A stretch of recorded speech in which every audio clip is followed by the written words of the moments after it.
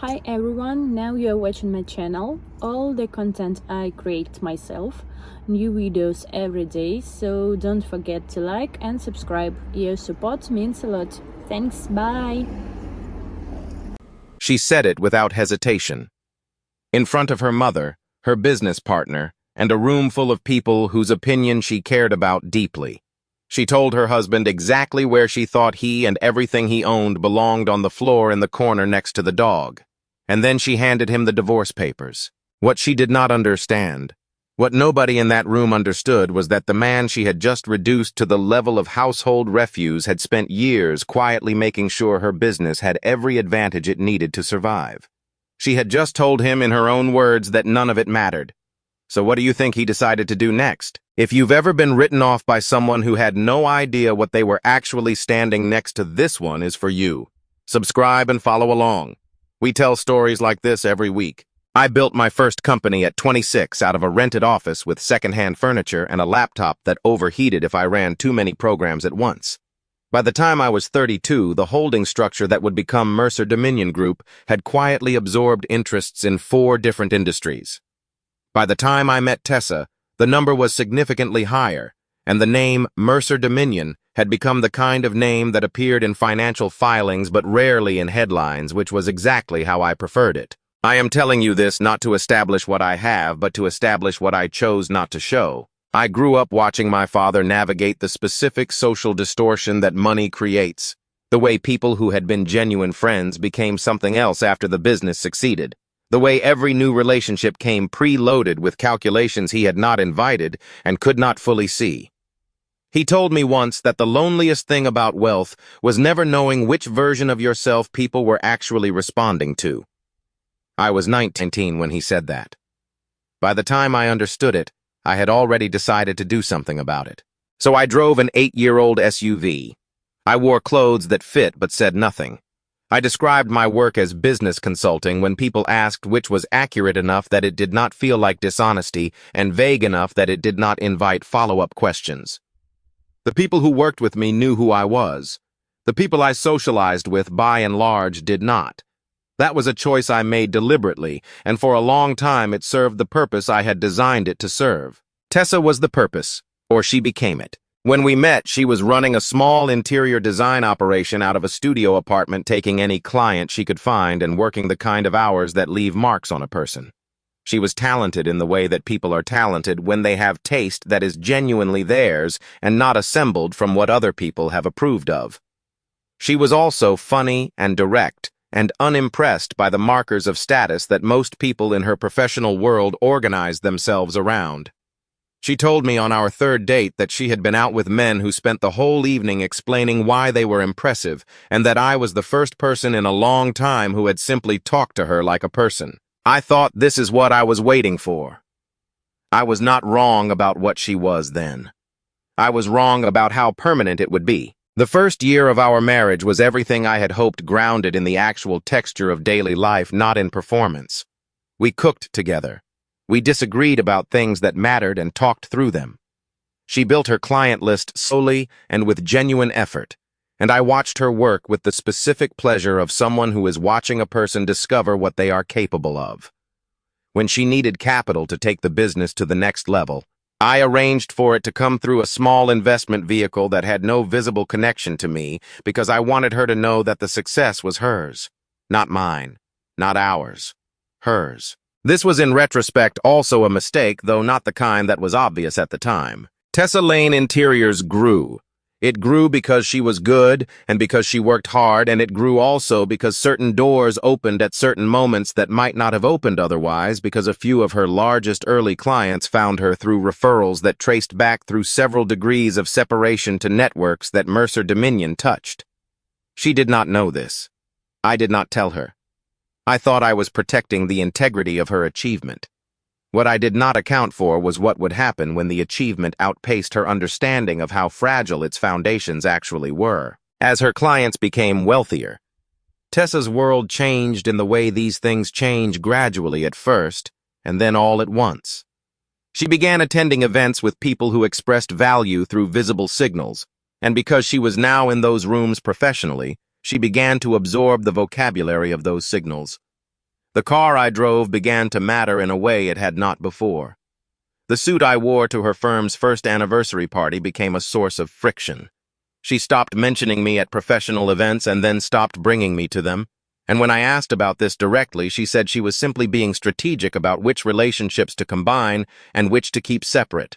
Grant Bellamy appeared approximately 14 months before the night of the dog bed. I was a developer who operated in the space between ambition and credibility, always reaching for the next level, always a deal away from the position he was performing. He drove the right cars. He wore the right watches. He knew how to enter a room as if the room had been waiting for him.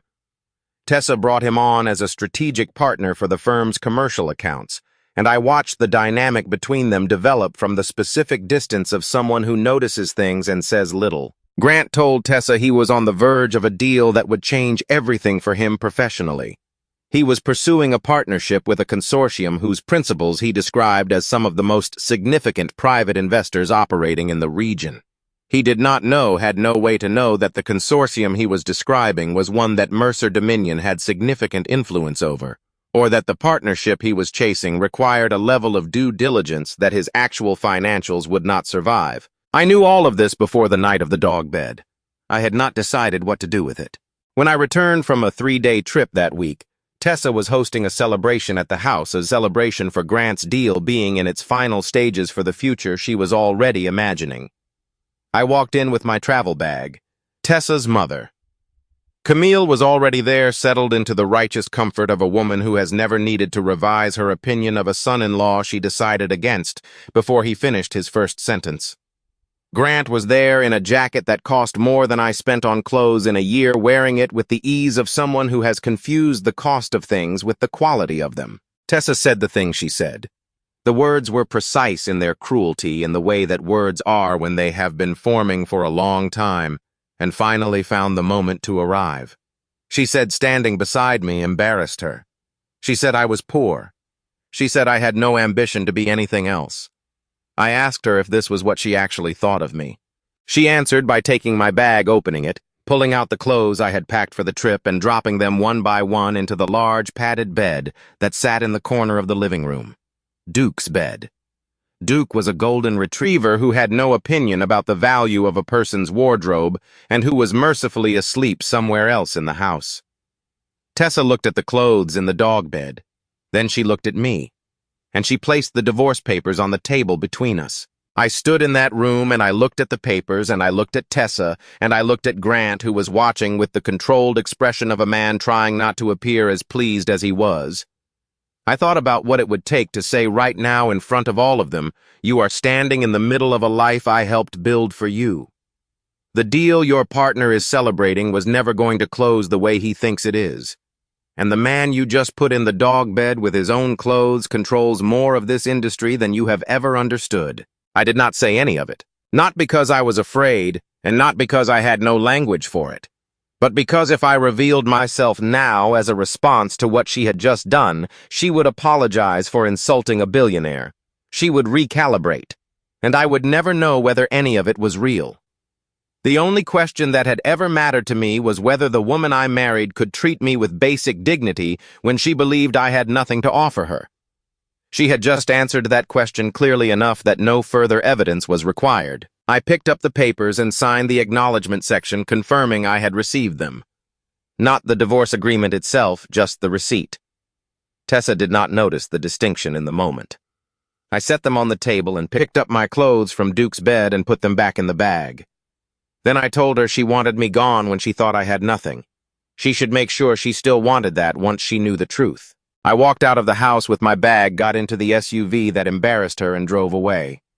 My phone lit up within 10 minutes. I took the call, answered the questions, made 2 decisions before I reached the hotel. The first was that I was going to let Tessa see who I actually was in the appropriate setting when the truth would mean something more than a social correction. The second was that I was going to stop doing the things I had been quietly doing to keep her world stable, not as punishment, as honesty. The version of the story that Tessa began telling was cleaner than the truth in the way that self-serving narratives always are. In her version, she had spent years carrying a man who contributed nothing financially, professionally, or in terms of the social capital she was now accumulating. In her version, leaving was courage. Camille reinforced this story every time she had an audience for it, adding details that made it more satisfying with each retelling. Grant said nothing to contradict any of it, and his silence read to those who did not know better as confirmation. I did not correct any of it. The truth has a way of making itself available eventually, and I had enough patience to wait for the moment when that availability would matter. What I focused on instead were the quiet, practical decisions I had described to myself as honesty. The credit line that had been extended to Tessa Lane Interiors through a financial partner with an indirect relationship to Mercer Dominion. I did not cancel it because that would have been aggressive. I simply did not renew it when it came up for review, and the renewal process was handled by a junior associate who had no knowledge of my connection to either party. The line expired because lines expire.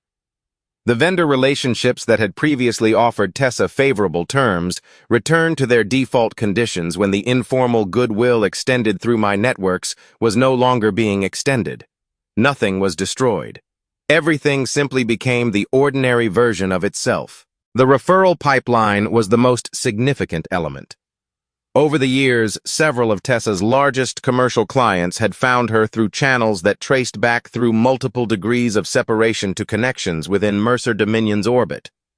When those conditions were no longer being maintained, the pipeline narrowed quietly, gradually, in the way that things narrow when invisible scaffolding is no longer there.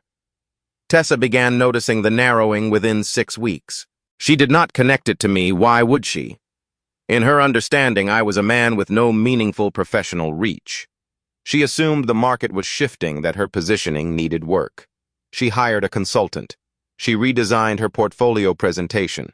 These were all reasonable responses to a problem she had correctly identified and completely misdiagnosed. Grant's situation was deteriorating in a different register. The consortium he had been courting had been moving through its final due diligence process. Grant had been presenting himself and his firm as operating at a scale and profitability that the actual numbers did not support. He inflated projected revenues. He understated his debt load. He structured presentations to make his leverage ratios look healthier than they were, relying on the pace of the deal process to prevent anyone from looking too closely before commitments were made. The Mercer Dominion due diligence team had looked closely. The finding that came back was unambiguous. Grant's firm was not a viable partner at the terms he had proposed. The gap between his representations and his actual position was large enough to constitute a material misrepresentation. The investment committee reviewed the finding and declined to proceed. This decision was made on the merits of the financial analysis alone by people whose job was to make exactly this kind of determination, and it was made before the night of the gala. Grant did not know this yet. He was still, as far as he understood, in the final stages of closing the most important deal of his career. He had told Tessa as much. The gala was the celebration of an outcome that was already secured, a formality before the announcement, a party that would mark the beginning of a new chapter for both of them. The hotel they chose was the kind of space that signals seriousness. Tessa wore something she had clearly planned carefully. Camille was seated at the front with the composed satisfaction of a woman who believes the evening will confirm everything she has always thought. There were investors, architects, people from the commercial development world who had been cultivated specifically for this moment. I arrived because I was on the guest list in a version that predated my departure from the household. Someone had failed to remove me. I had not planned to attend, and then I had decided to because the due diligence outcome was something I knew and Grant did not, and I thought there was something I owed to the truth of the evening that would not be served by my absence. Tessa saw me near the entrance. Her expression moved quickly, surprise, then the tightening that precedes a public management decision. She stepped toward me and said I should not be there. I told her I was there for professional reasons, which was accurate. She told me there was nothing professional I could contribute. I agreed with her and stayed anyway. Grant found me within minutes. He had the ease of a man performing ease, which is different from the real thing but close enough to fool most rooms. He made a comment about whether I had come to pick up the rest of my things, delivered with the particular cheerfulness of someone who has decided the other person is not worth being cruel to directly. A few people nearby laughed. I told him he should be careful tonight. He looked at me the way people look at someone who has said something that does not match their model of who that person is. Then he moved toward the front of the room. The MC introduced the evening. Grant walked to the stage with the bearing of a man about to say something that would change how people in a room thought of him, which was true in ways he had not anticipated. He spoke well. He built anticipation. He described the consortium, the scale of the partnership, the transformation it would represent. Then the MC stepped back to the microphone and noted that the founder of Mercer Dominion Group was also in attendance and invited him to join Grant on stage. The room shifted. I walked to the front.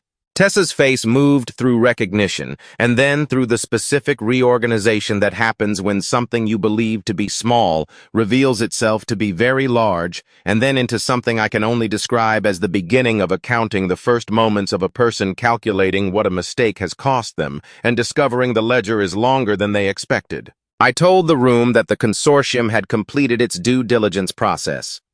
I said the process had identified discrepancies between the representations made in Grant's proposal and the financial position of his firm, as verified by independent analysis. I said the investment committee had on that basis declined to proceed with the partnership at the terms proposed. I said this clearly without emphasis in the same register I would have used to deliver any other factual update. Then I stepped off the stage. Grant recovered faster than the room did. He stepped back to the microphone with the specific composure of a man who has spent years absorbing bad news in public without showing the full impact of it. He said there had been some miscommunication about the timeline. He said these things were fluid. He said he was confident the situation would resolve itself with further conversation. A portion of the room gave him the benefit of the uncertainty. Tessa was not in that portion. She had organized this event. She had invited these people.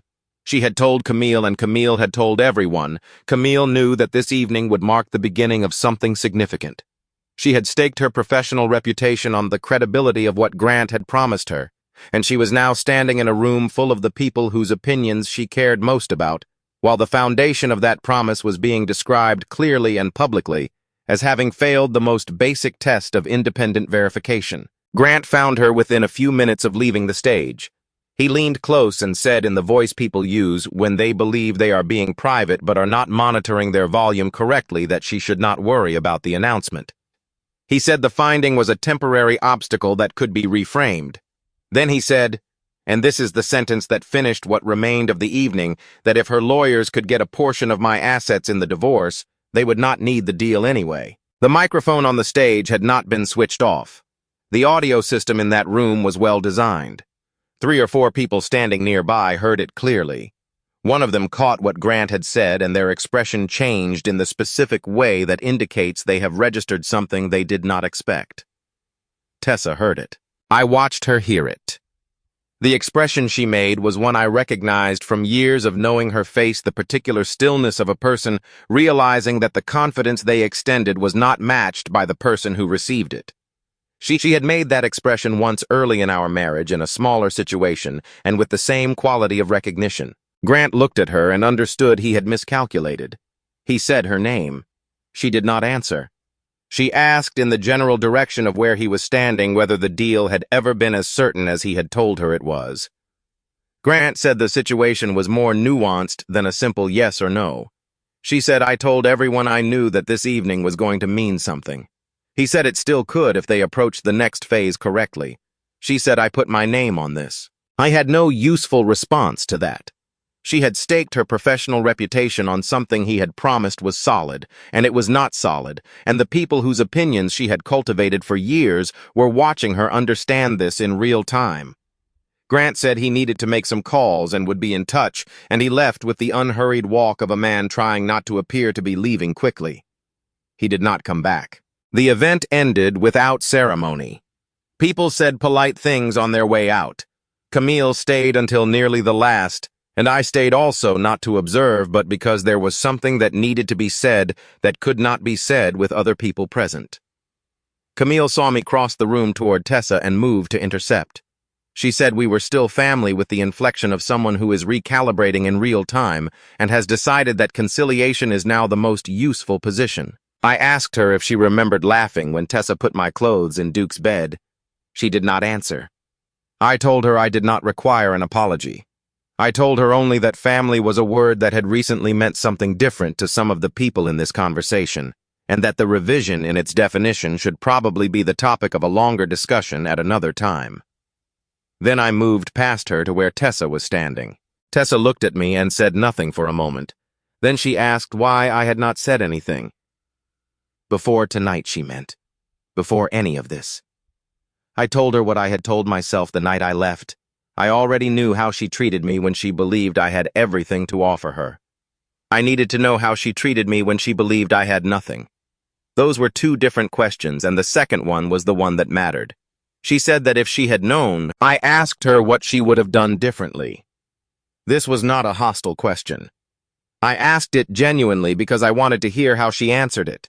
The answer would tell me more than the question seemed to contain. Tessa was quiet for a moment. When she spoke, she said she would have treated me with more respect. I said because you would have known I was worth respecting. She did not say yes. She did not say no. The silence carried the same information that a direct answer would have. That was the real answer to the question I had been asking since the night I built Mercer Dominion into something large enough to matter. Not whether a person would love me if they knew what I had, but whether they would treat me decently when they thought I had nothing. The dog bed had given me that answer more clearly than any conversation could have. I told her I was not unreachable. But the version of our life she had decided to build, the one where I was the embarrassment she had escaped, was finished. The divorce was finalized over the following months. Tessa kept what was legitimately hers. The company continued to operate, though, without the invisible scaffolding that had been quietly supporting it. It did not collapse immediately. Tessa was genuinely talented, which meant she had real capability to fall back on, and she discovered over the following year exactly where that capability ended and where the structural advantages she had not known about used to begin. This process was not pleasant, but it was honest in a way that nothing between us had quite been for a long time. Grant's situation resolved itself in the way these things resolve when the gap between a person's presentation and their actual position becomes too wide to manage. The consortium filed a formal complaint with the relevant industry body. Several other parties pulled back once the due diligence findings circulated through professional networks where such things circulate. He did not disappear. These things rarely produce clean exits, but the version of himself he had been performing became considerably harder to sustain. A year after the gala, I opened a resource center for small businesses in the neighborhood where I had grown up. It provided mentorship, startup capital training, and supplier networks for people who had the capability but not the access. It was work I had wanted to do for a long time and had not done because I had been spending my attention elsewhere. I came home one evening to the house I had moved into, smaller than what my finances could support, larger than what I strictly needed, exactly the right size for what I actually wanted. Duke had been with me since the divorce. He was old enough now to sleep most of the evening and to have opinions about the warmest spots in the house. I found him asleep in the corner on a heavy wool blanket I had folded for him because the floor was cold and he had claimed the spot. It was my blanket, one of the ones that had been in the travel bag on the night of the dog bed, and he had taken it sometime in the first weeks of our living together, and I had let him keep it because he was old and it made him comfortable. I stood in the doorway and looked at him for a moment. The image that had once carried weight, my clothes, the objects of my daily life deposited in a dog's bed as a statement about my worth, had become something else entirely. It was just a dog sleeping on a blanket he liked. The statement had dissolved as statements do when the person who made them no longer has the power to enforce the meaning they intended. If this story made you think of someone who dismissed the quiet person in the room and later understood exactly what they had missed, share it with them. And if you want more stories about people who built something real and never needed anyone's permission to know their own worth, subscribe. We'll be here every week.